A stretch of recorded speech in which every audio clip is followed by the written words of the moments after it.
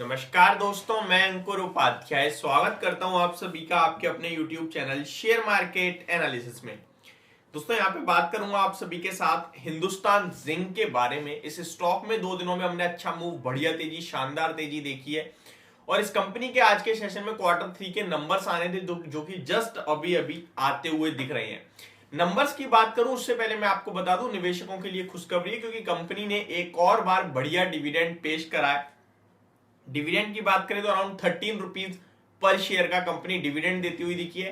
Ex date, record date आप सभी के साथ अभी आगे वीडियो में शेयर करूंगा, लेकिन उससे पहले पहले आपके साथ शेयर करता हूं उसकी Q3 की अर्निंग्स।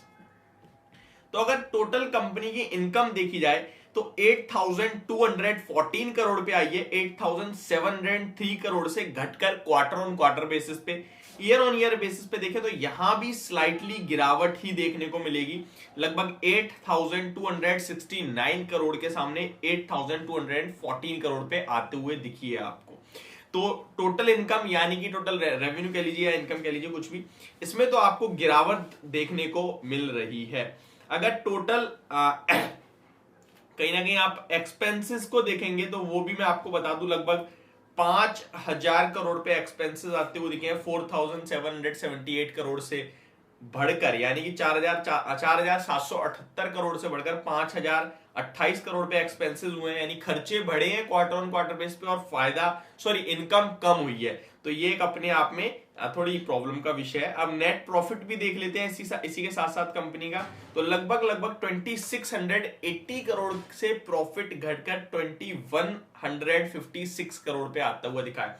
तो प्रॉफिट में भी आपको क्वार्टर ऑन क्वार्टर बेसिस पे अच्छी खासी और एक बड़ी गिरावट देखने को मिल रही है। ईयर ऑन ईयर बेसिस पे देखें तो 2701 करोड़ के सामने कंपनी का प्रॉफिट 2156 करोड़ पे आता हुआ दिखा है। तो ये ऑलमोस्ट आप कह सकते हैं अराउंड 20% के समथिंग की ईयर ऑन ईयर बेसिस पे आपको प्रॉफिट में गिरावट देखने को मिल रही है। तो ये चीज अच्छी नहीं है, यानी कि नंबर्स तो स्लाइटली कमजोर ही देखने को मिल रहे हैं। मैं आपको एक चीज और बताना चाहूंगा, आज ही एक रिपोर्ट आई थी जहां पे मेटल कंपनीज का मानना है कि Q3 के नंबर्स हो सकता है थोड़े वीक साइड पे रहें, लेकिन Q4 के नंबर्स बहुत तगड़े रहेंगे और इसी के लिए ये स्टॉक्स भाग रहे हैं कंटिन्यू, क्योंकि फ्यूचर को डिस्काउंट करता है शेयर बाजार और वही होता हुआ दिख रहा है।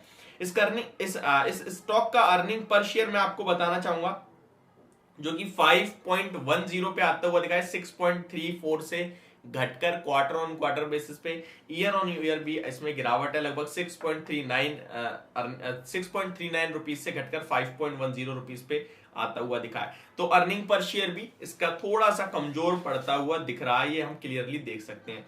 अब आते हैं डायरेक्ट इसके डिविडेंड को लेकर, जो कि आप सभी को मुझे पता है अच्छे से जानने में इंटरेस्ट होगा। तो कंपनी ने जो डिविडेंड अनाउंस करा है वो 13 रुपीज पर शेयर का डिविडेंड अनाउंस करा है। इसी के साथ कंपनी 5,493 करोड़ रुपीस को डिविडेंड के रूप में पे करने वाली है। अब एक इंपॉर्टेंट बात बताऊं, वेदांता का स्टॉक पकड़ लो, क्योंकि वहां भी एक बड़ा डिविडेंड आपके लिए आने वाला है। ये करीब 5,500 करोड़ का डिविडेंड वेदांता के लिए बन जाएगा। करीब करीब आपको 15-16 रुपए पर शेयर का डिविडेंड बन चुका है वेदांता में, ये आप ऐसा मान के चलो। तो ये डिविडेंड अच्छा खासा आपको दिख रहा है, यहाँ पे 5,500 करोड़ का डिविडेंड है और 65% तो डायरेक्ट वेदांता के पास ही जाएगा। तो वेदांता अपनी तरफ से भी थोड़ा बहुत कंट्रीब्यूट करने के बाद, अगर जो कि वो भी प्रॉफिट करेगा और वो अपने प्रॉफिट का भी अराउंड 30% शेयर करेगा, तो टोटल डिविडेंड वेदांता की तरफ से भी हो सकता है 15 रुपए के करीब आपको आता हुआ देखे। 12 से 15 रुपए के बीच में वेदांता का डिविडेंड भी आ सकता है। अब कंपनी ने जो इसके लिए रिकॉर्ड डेट फिक्स करी है वो 30 जनवरी की, यानी कि 29 जनवरी होगी एक्स डेट, और एक्स डेट से पहले जो भी इस स्टॉक को खरीदेगा वो डिविडेंड के लिए एलिजिबल है। अब बढ़ते हैं आगे।